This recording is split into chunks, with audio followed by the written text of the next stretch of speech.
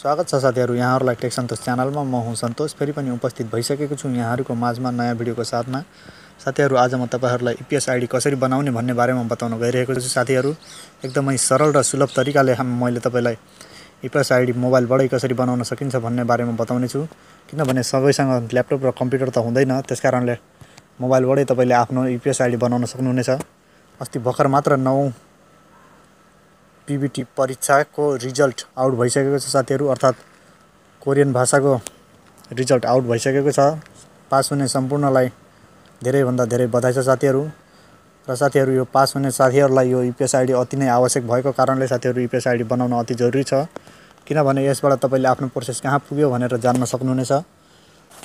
जस्तो कि तपाईको इस्यु हुने, लेबर कन्ट्र्याक्ट आउने, CCBI झर्ने लगायतका सम्पूर्ण कुराहरु A to Z तपाईले आफ्नो आईडी मात्र खोलेर तपाईले चेक गर्न सक्नुहुन्छ भने जुन ब्याड लकको कारणले साथीहरु जुन अहिले उत्तीर्ण हुनु सक्नु भएको छैन, उहाँहरुले पनि कति नम्बर आयो भनेर चेक गर्नको लागि पनि तपाईले EPS ID बनाएर हेर्न सक्नुहुन्छ साथीहरु।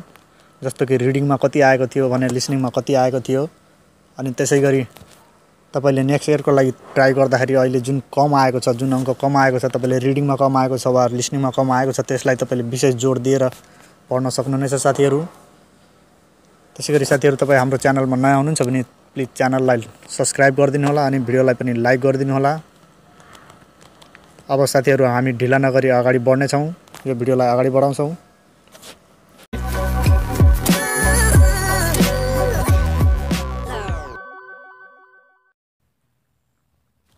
जस्ट तपाईले आफ्नो ब्राउजर ओपन गर्नु होला। म तपाईलाई गुगलबाट देखाउँदै छु। एकचोटी टच गरेर तपाईले यहाँ www.k लेख्नु पर्दैन, जस्ट EPS मात्र लेख्नुस् अनि सर्च गरिदिनु होला।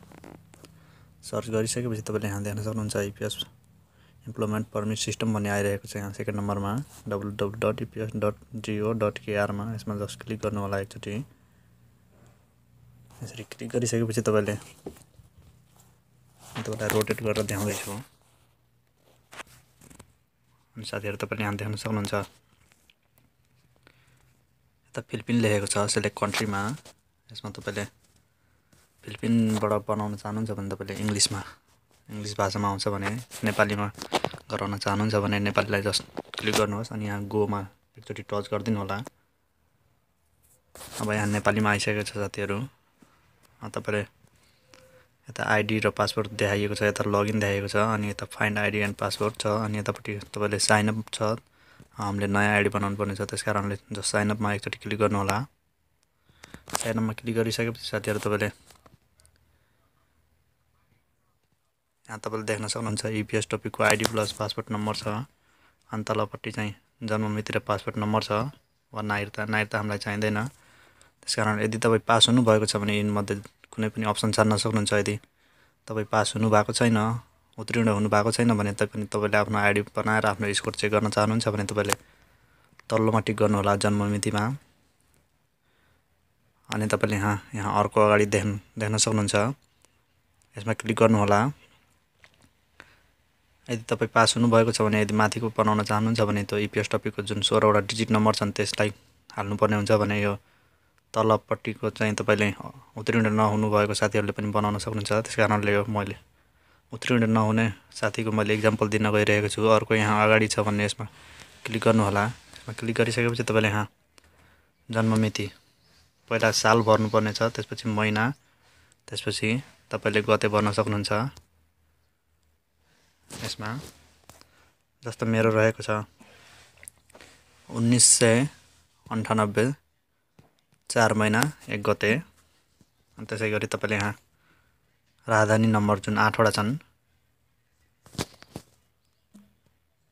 यो 8 वटा राजधानी नम्बर हो साथीहरु, पासपोर्ट नम्बर। अनि तपाईले यहाँ यतापट्टि अर्को अगाडि देख्न सक्नुहुन्छ, यसलाई जस्ट क्लिक गर्नु होला एकचोटी। यसलाई क्लिक गरिसकेपछि तपाईलाई यस्तो पेज ओपन हुन्छ। तपाईले यहाँ केही गर्नु पर्दैन साथीहरु, जस्ट सिम्पली हल्का स्क्रोल डाउन गर्नु होला। स्क्रोल डाउन गरिसकेपछि तपाईले यहाँ देख्न सक्नुहुन्छ आई एग्री भन्ने छ। आई एग्री मा तपाईले यसरी सिम्पली टिक गरिदिनु होला। त्यसपछि फेरि स्क्रोल डाउन गरिसकेपछि फेरि आई एग्री मा टिक गरिदिनुहोस्। जतिवटा आई एग्री देख्नुहुन्छ यसलाई परमिसन अलाउड गर्न मागिरहेको छ, यसलाई आई एग्रीमा टिक गरिदिनुहोस्। यसलाई पनि अनि साथीहरु तपाईले यसरी आई एग्रीमा टिक गरिसकेपछि तपाईले यहाँ देख्न सक्नुहुन्छ यहाँ नेक्स्ट भनेर देखाइएको छ यतापट्टि। यसलाई एकचोटि क्लिक गरिदिनु होला।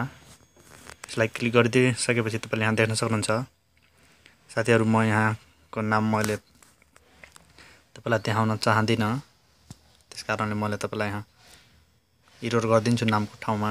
अनि यता जन्ममितिको ठाउँमा जन्ममिति आइसकेको छ साथीहरु देख्न सक्नुहुन्छ। अनि लगइन गर्नुहोस् भन्ने आइरहेको छ। यता लगइन गर्नको लागि तपाईले कुनै एउटा आफ्नो आईडी राख्न सक्नुहुन्छ। जस्तै म KOR143 राखिदिए। तपाईले 6 वटा भन्दा माथिको राख्न सक्नुहुन्छ साथीहरु। त्यसैगरी पासवर्ड माग्दैछ, तपाईले कुनै पनि पासवर्ड राख्न सक्नुहुन्छ।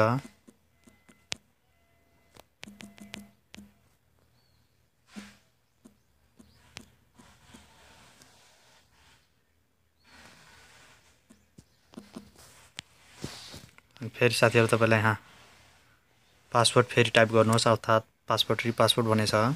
यसमा पनि तपाईले रिपासवर्ड हाल्न सक्नुहुन्छ।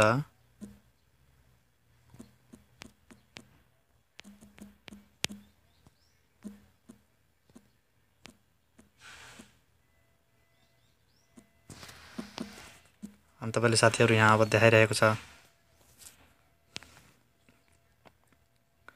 इमेल माग्दैछ साथीहरु। यहाँ तपाईले इमेल राख्न सक्नुहुन्छ। जस्तो मैले इमेल राख्न गइरहेको छु।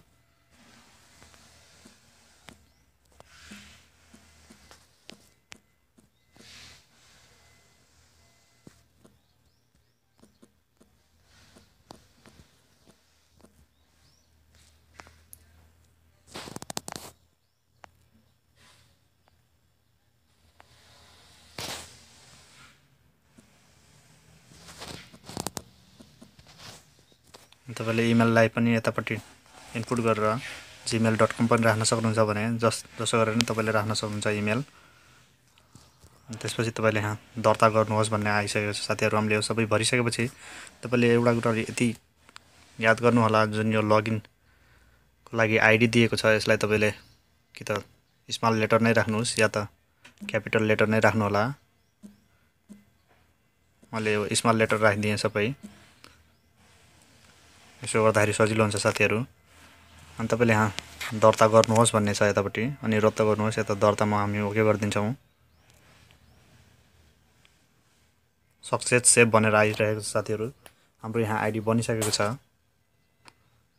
ओके भइसकेको छ साथीहरु। सेभ गरिदिए।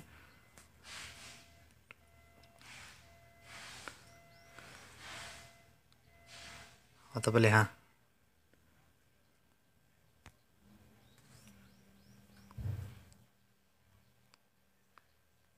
अब हामी लगइन गरेर देखाउँछौं तपाईलाई। तपाईको लगइन पनि आउन सक्छ भने लगइन नआउन पनि सक्छ।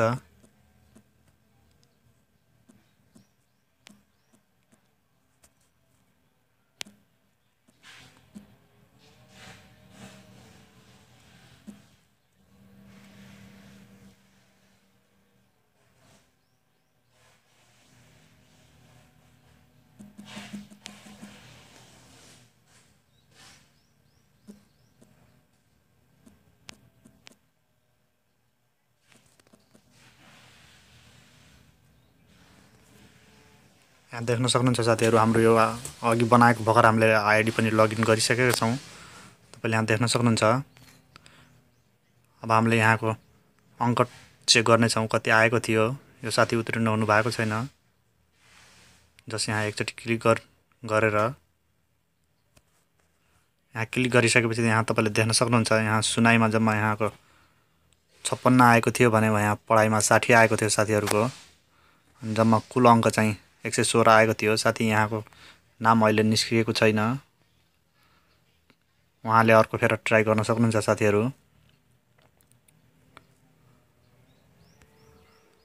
यसरी तपाईले आफ्नो आइडी यदि तपाई उत्तीर्ण हुनु भएको छ भने पनि बनाउन सक्नुहुन्छ। यदि उत्तीर्ण हुनु भएको छैन भने पनि तपाईले जन्म मितिको सहाराले तपाईले आइडी बनाउन सक्नुहुन्छ। साथीहरु यदि तपाईलाई कुनै प्रब्लम परिरहेको छ भने हामीलाई कमेन्ट गर्न सक्नुहुन्छ। आजको लागि यति नै, भेट्ने छौं फेरि अर्को भिडियोमा। साथीहरु यदि तपाईहरु पनि यदि कोरियन भाषा पढ्न चाहनुहुन्छ भने हाम्रो च्यानलबाट तपाईले कोरियन भाषा सिक्न सक्नुहुन्छ। आजको लागि यति नै साथीहरु, हजुरको दिन शुभ रहोस्।